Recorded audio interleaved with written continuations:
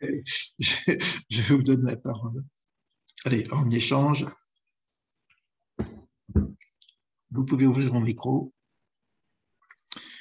Bon, c'est pas évident, hein, ce petit cours, parce qu'il est très, très concentré. Hein, mais bon, vous avez compris que ça peut nous amener quand même à un cheminement totalement pas différent, parce que je pense qu'on était déjà un petit peu, mais c'est aussi une posture, une attitude. Et je vais presque dire un décret. Voilà mon positionnement, voilà ce que je fais, voilà comment je fonctionne, voilà mes bases de mes références. Je peux avoir des références universitaires, mais bon, j'ai d'autres références et j'aimerais partager ces références. Alors,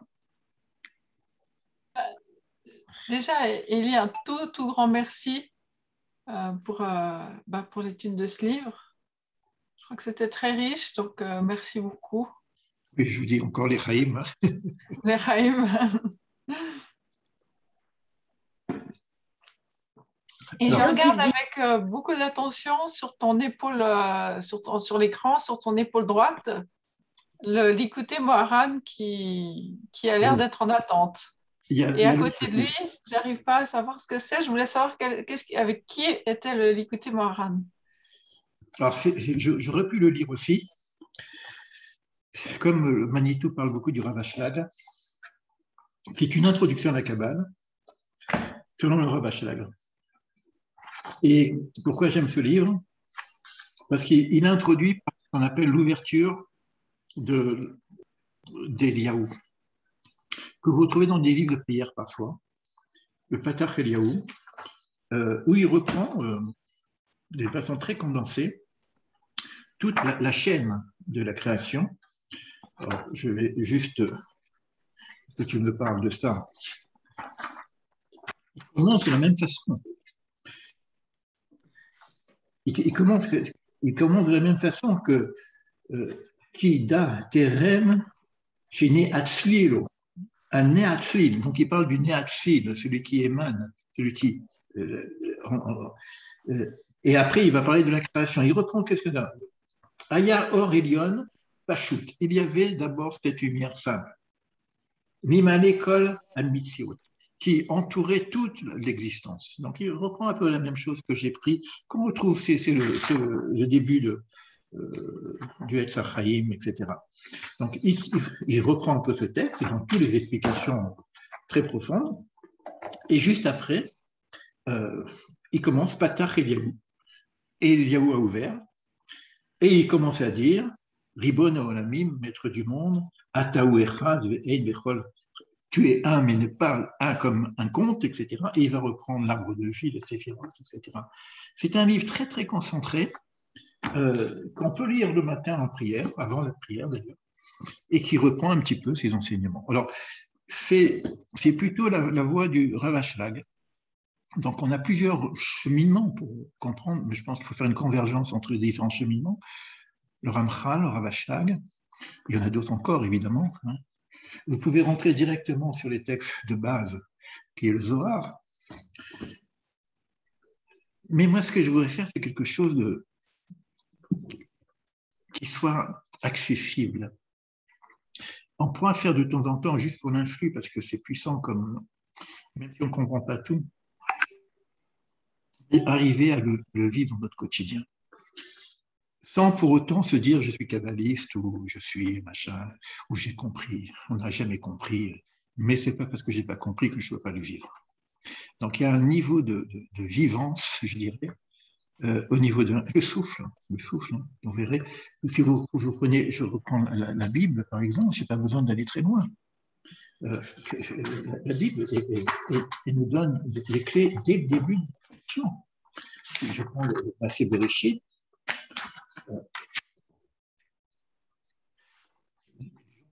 pas grand-chose.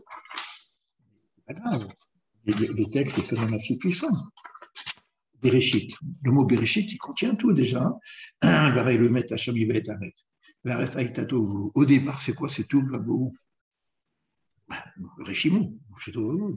Les rochers alpénétéum. Donc, c'est rocher.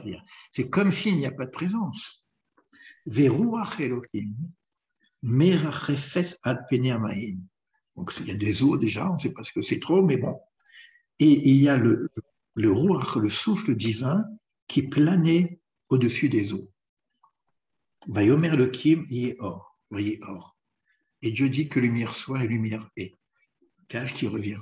Donc on a ici le principe déjà de cette création, et on va descendre encore, et il voit que la lumière est or, et il va séparer cette lumière des ténèbres, et il appelle donc il y a différenciation, et il va appeler cette lumière jour, et il va appeler le rocher nuit, la notion de séparation, de division, etc. Vayomer Elohim Irakia, le rakia, c'est des termes qu'on ne sait pas trop, mais une forme de cloisonnement de rakia, je ne traduis pas, c'est un étendu qui va séparer les eaux d'en haut des eaux d'en bas. Et après, en bas, il va y avoir séparation de cette eau pour créer un mikvé, et puis il va y avoir la terre. Donc on a le shefa qui descend progressivement, on a le processus ici. C'est ce que disent les kabbalistes, et ils ont tiré d'où? De la Torah. Mais moi, ce qui m'intéresse ici, sans rentrer dans le détail de ces eaux d'en haut, les eaux d'en bas, les rails pour les eaux d'en bas. Oui, mais justement, dans ma vie quotidienne, comment je fais pour reconnaître ces providences? C'est une bonne question. Déjà, il faut la vivre. Déjà, il faut la vivre parce que soit je vois le monde avec un système de hasard, soit je dis que tout est providence. Il n'y a pas de hasard. Donc, c'est une question de positionnement, d'attitude, de posture. Donc, quand il m'arrive quelque chose, c'est la faute du ci, ou c'est la faute de ça, ou c'est le hasard, ou pourquoi, etc. Non. Présence divine. Bonsoir, Muriel.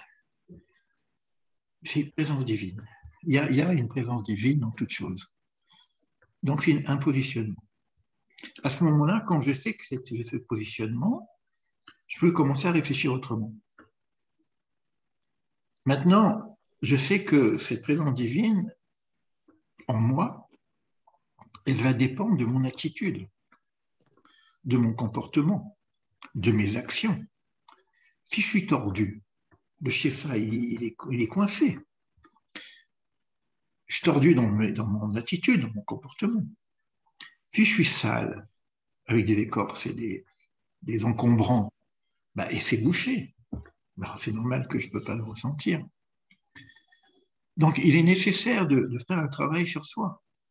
Donc, il y a d'abord l'attitude, c'est un positionnement, une croyance aussi, parce qu'on ne voit pas.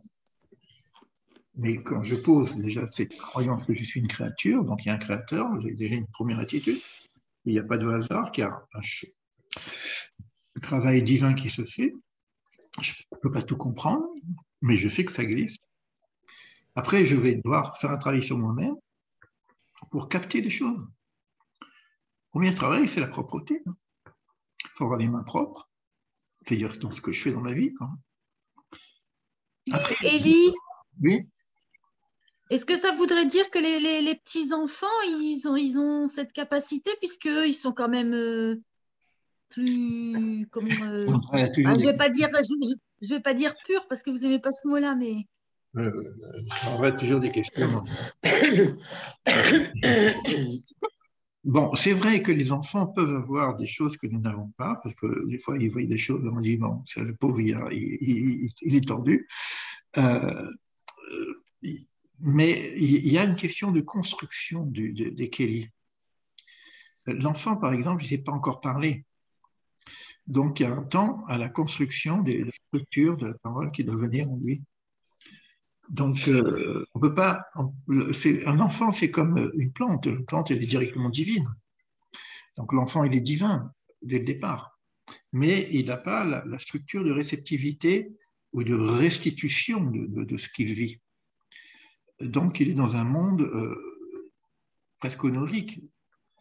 Je ne sais pas si c'est comme ça qu'on dit, mais en tout cas, il voit des choses, etc., mais il ne peut pas les expliciter, quoi.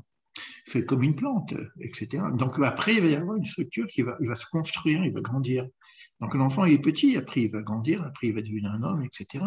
Donc il y a un travail à faire au niveau de la conscience, de la compréhension, etc.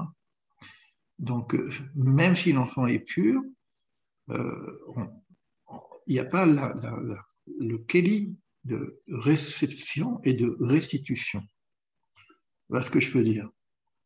Mais c'est vrai que les enfants peuvent nous apprendre des choses.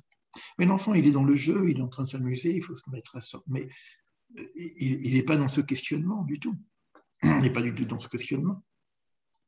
Donc la vitre le traverse naturellement. Nous, on va devoir faire un effort pour que la vie naturelle qui nous traverse naturellement, parce que vous respirez, même si naturellement, ben, je vais faire un effort pour conscientiser ce shifa.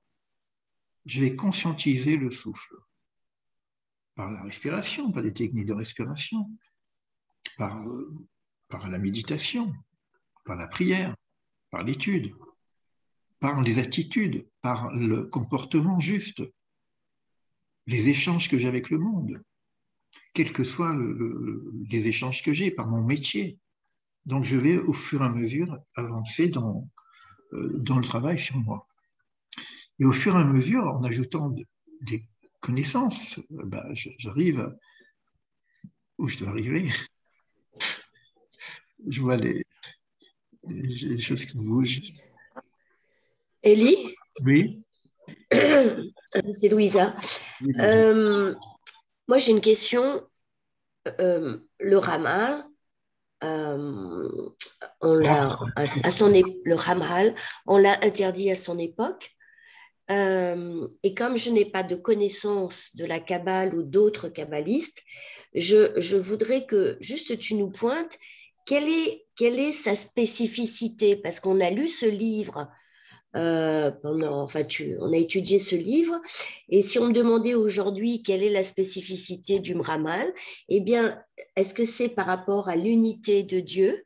Est-ce que c'est ce qu'on pourrait en tirer? Comment il se situe par rapport à ses pairs, en fait? Et qu'est-ce qui a fait qu'à un moment, on l'a interdit? Qui n'était pas prêt? Est-ce que c'était le monde ou est-ce que c'était ses pairs? C'est là où voilà, pour moi, ce serait la finalité de l'étude. Non, c'est une question intéressante sur le Ramchal lui-même. Donc, il faut connaître sa vie, son histoire, etc. Je vais répondre d'une façon simple et raccourcie. Oui, oui, bien sûr. Mais lire sa biographie et puis tous ses livres, etc. On va dire que d'abord, le Ramchal, sa spécificité par rapport à même beaucoup de Kabbale. Vous savez qu'il y a deux grands secteurs de la Kabbale. Il y a le secteur qu'on appelle Maaseh Bereshit, l'œuvre de la création, donc on est en train d'en parler de ça. Oui, il a été très court sur l'œuvre de la création. Oui. Et il y a le Maaseh Merkava, l'œuvre de la direction divine. D'accord? Oui. C'est une première chose. Donc c'est vrai qu'il s'est plus spécialisé à la Merkava, l'œuvre de la direction divine, la voie de la direction divine. Oui. Donc, ça, c'est une première chose. Une deuxième chose, c'est que quand vous prenez le Zohar, par exemple, c'est l'explication du début de la création, du Bereshit. Presque tout le Zohar. Donc, on y explique le monde de la création. Le Ramchal s'est spécialisé dans la fin, sur la finalité, c'est-à-dire le messianisme. Ah oui, d'accord. Donc, comment ça commence? C'est toute la Kabbale du Maaseh Bereshit. Comment ça termine? C'est la Kabbale du Ramchal. Voilà, ça, c'est la distinction déjà qu'il y a. Donc, c'est un des derniers spécialistes. Oui. C'est le premier, parce que tout le monde parle un petit peu de ça, mais d'une façon très profonde, c'est le Ramchal. C'est pour ça que c'est une forme de renouveau dans la Kabbale. Ensuite, il a parlé, comme les sages du Zohar, il a parlé avec le langage pur et dur de la Kabbale, et il a commencé à révéler des choses.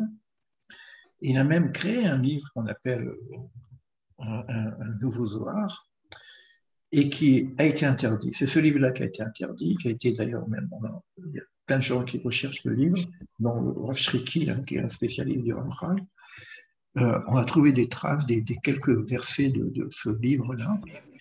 Ça a été interdit. Alors pourquoi ça a été interdit? Il y a plusieurs réponses. D'abord, il était dans une époque où, en sorte de sabbatai stévi, ce qu'on appelle les faux messies. Donc, oui. Le système rabbinique pensait qu'on avait encore un nouveau faux messie, tu vois. Donc, il disait des choses tellement élevées qu'il dit, oh là, où tu vas? Et il était jeune, il était très jeune. Oui. Donc, on a dit longtemps. Il avait quand même un maître qui a dit, il faut écouter les rabbins. Si on te dit d'arrêter, il faut arrêter. Donc, il a arrêté d'écrire sur cette forme-là. C'est pour ça qu'il a écrit les livres que nous avons, qui est une forme plutôt philosophique. Alors, on peut dire que le monde n'était pas prêt. On peut dire ça. Pourquoi? Parce qu'il commençait à révéler des choses, si tu veux, que l'homme, le monde n'était pas prêt à recevoir. Je considère qu'aujourd'hui, le monde est prêt. Et qu'on peut vraiment ouvrir ces livres, parce qu'il y a d'autres livres qui sont vraiment de... Alors, il y a des livres qui sont traduits aujourd'hui, hein, qui peuvent nous aider, mais c'est quand même un peu complexe, mais vous avez ce livre-là maintenant, qui est traduit, les 38 de la sagesse. Oui, tu nous en avais parlé, oui. Donc, ça serait peut-être une suite de ce premier livre. Hein. Ça demande des études quand même assez sérieuses pour ça. Voilà pour la réponse que j'ai. Mais en même temps, comme moi je joue un peu sur la hashgacha, le hasard, du fait qu'il a été interdit d'écrire ces choses-là, le Ramchal donc a réécrit tous ces livres sous une forme accessible et philosophique apparemment, et sous une forme morale, on appelle le moussard. Donc on a un livre par exemple qui s'appelle on a Derech Hashem, les voies de Dieu, mais on a aussi Messilat Yesharim, la voie des justes. Donc on a des livres comme la voie de Dieu, D'Advunot, la voie des justes, qui sont des livres qui sont apparemment des livres très accessibles au niveau du texte lui-même, quoi. Mais ça veut dire qu'en même temps, grâce à ça, on peut apporter au monde, à tout à chacun, un enseignement qui vient des sphères supérieures. Le Derech Hashem et ces 3 livres dont je vous ai parlé, qui ne sont pas des livres apparemment philosophiques, sont étudiés dans toutes les chivotes.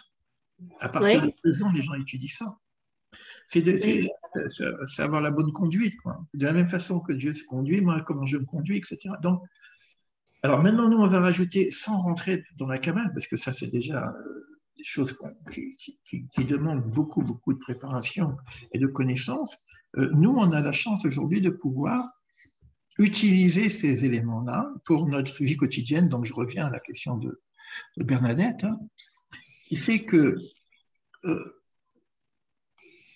le Shifal, l'influx divin, c'est accessible, même si la connaissance globale n'est pas accessible. On a parlé de la prophétie, son dernier cours, c'était la prophétie. Alors, évidemment, on ne va pas être tous des prophètes, mais la prophétie était accessible à l'époque. Donc, je pense que nous sommes dans une époque où on peut avoir ce qu'on appelle le Ruach HaKodesh, etc. On peut avoir une présence divine en nous, très fine, même si on n'a pas toute la connaissance.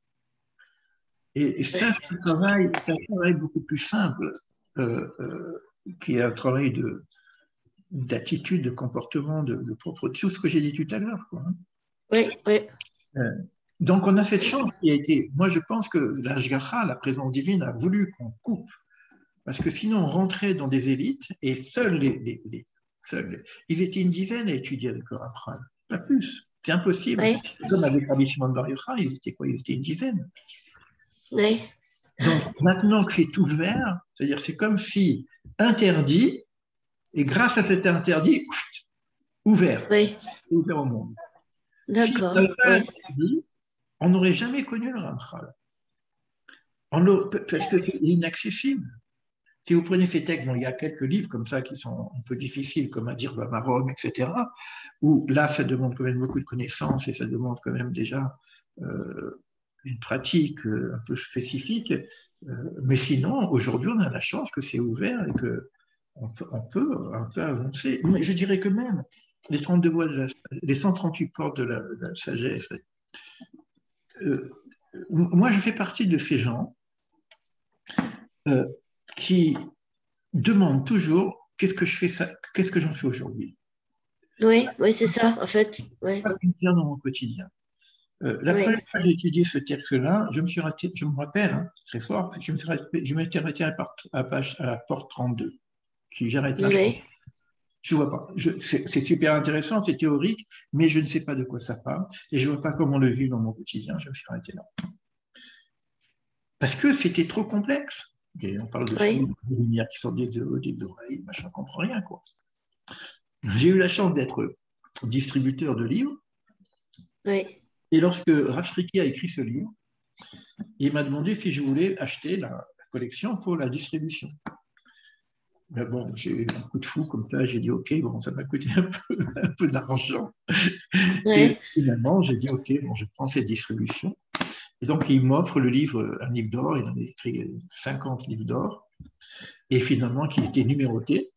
Et le livre d'or, c'était le 32e. Bien. D'accord. Intéressant. J'ai encore l'âge garçon. C'est à présent. Oui.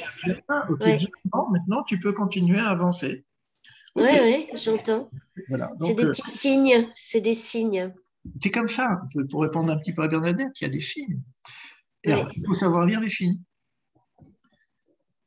Il faut savoir les signes. Il faut lire les signes. La connaissance est comme le divin. En nous, elle est infinie. Donc, la moindre parcelle est infinie. C'est juste, très juste. Bon, j'espère que je ne vous ai pas noyé et fait peur, parce que je ne sais pas. Non. Bonsoir. Il y a d'autres questions? Oui. On m'entend? Oui, j'entends. Ah, voilà, je pensais qu'on ne m'entendait pas. Oui, en fait, il y a un truc qui m'interpelle déjà pas mal dans le Ramchal, parce que là, je viens de revoir un petit peu son livre. Déjà, il parle du mal, mais il ne parle jamais du shaitan. Ça, c'est un truc qui m'interpelle quand même, parce qu'on y fait quand même pas mal référence dans le judaïsme. Et pour répondre, parce qu'il y a quelqu'un qui a posé la question sur la providence, moi, j'ai un raisonnement qui est très simple. Je pars du principe que Hachem nous met aussi bien des obstacles que des opportunités sur notre chemin. Après, c'est à nous de faire notre petit bout de chemin tranquille. Donc, il y a un peu cette notion effectivement de retrait, comme on l'a au début de la récréation, parce qu'Hachem n'intervient pas sur nos décisions. C'est à nous de les faire. C'est à nous de savoir qu'est-ce qu'on veut exactement. Et c'est vrai que quand on parle de providence, c'est un mot assez fort. Alors, on va dire, oui, effectivement, comment le voir dans notre vie actuellement? Mais en fait, c'est un niveau, je pense, beaucoup plus réduit, beaucoup plus simple, mais que la providence, elle est au final, elle est au quotidien, quoi. Hein. Parce que moi, je le vois comme ça. Certes, il y a cette notion de bien et de mal, mais qui est, je pense, aussi inhérente parce que c'est un choix humain avant tout. Mais il y a vraiment cette notion aussi d'opportunité ou d'obstacle. Et là, ce que je me dis aussi, c'est par rapport à ce principe du deuil, justement, qui pour moi est très fort, parce qu'on a du jour au lendemain une présence qui disparaît comme si presque elle n'avait jamais existé. Du coup, il ne reste que le souvenir. Et là, d'ailleurs, je crois qu'on vient de le dire, il ne faut pas l'assimiler au souvenir comme d'Hachem, mais un souvenir qui est plus de l'ordre de l'humain. Ouais, excuse-moi, et c'est vrai que je suis obligé de t'arrêter parce que tu dis plein de choses en même temps. Et là c'est la confusion. Il y a trop d'informations en même temps. D'abord, on ne peut pas dire que je n'ai pas vu ça chez le Ramchal, parce que le Ramchal, il y a je ne sais pas combien d'ouvrages, il y a peut-être une vingtaine d'ouvrages, sinon plus. Il parle de toutes ces choses-là, ça c'est sûr. Donc il n'y a pas une parcelle de la connaissance nécessaire, surtout c'est un des spécialistes, je réponds en même temps à Nuvia, c'est un des spécialistes de la problématique du bien et du mal. C'est vraiment le spécialiste aussi. Et de l'unité, donc la notion d'unité. Donc il parle de toutes ces choses-là. Ça demande aussi... alors c'est un petit peu embêtant parce que moi d'un côté je dis il faut être simple et dans le même temps si on est trop simple, on passe à côté de la connaissance. Quand je dis que les servantes avaient cette connaissance, et c'est ce qui est prévu pour la fin des temps, que le monde entier arrivera à un niveau de connaissance de Hachem, Yod Kevaske. Mais c'est quand même de la connaissance. Donc, d'un côté, ce n'est pas la simplicité du simple, à moins qu'on prenne le simple comme ce qu'on appelle Jacob, Ishtam, Yoshev Beoel, c'est un homme simple, assis sous la tente. Il est simple, mais il est assis sous la tente, c'est-à-dire qu'il est en permanence avec la présence divine, mais en permanence avec l'explication et les études. Donc, quelle tente? C'est la tente de Shem et Ever. Shem et Ever, ce sont des initiés de la tradition primordiale qui enseignaient aux patriarches. Donc, c'est simple, mais pas aussi simple que ça. Donc, il faut faire quand même attention parce que ça demande, c'est pour ça que tout à l'heure qu'on m'a parlé des enfants. C'est vrai qu'un enfant, il est pur. Et encore, il faut comprendre aussi la structure de l'enfant. Il y a Tov, il y a Ra.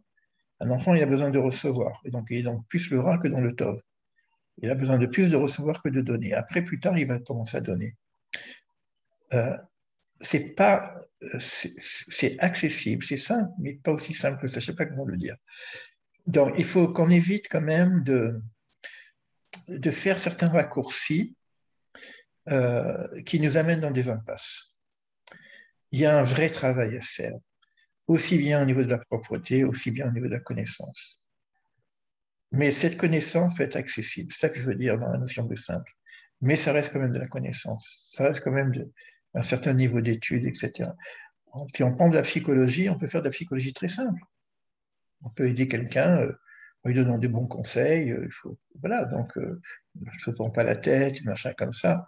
Mais on sait très bien que si on veut vraiment être psychothérapeute, c'est pas aussi simple que ça. Parce que ce que moi je dis, est-ce que l'autre va le recevoir, etc. Donc il y a demande des études. Et c'est pareil pour cette notion-là. Voilà. Est-ce qu'il y a d'autres questions qu'on puisse partager? Mais bon, quoi que tu dises, quoi qu'il en soit, merci, merci Pierre. Il y a d'autres questions?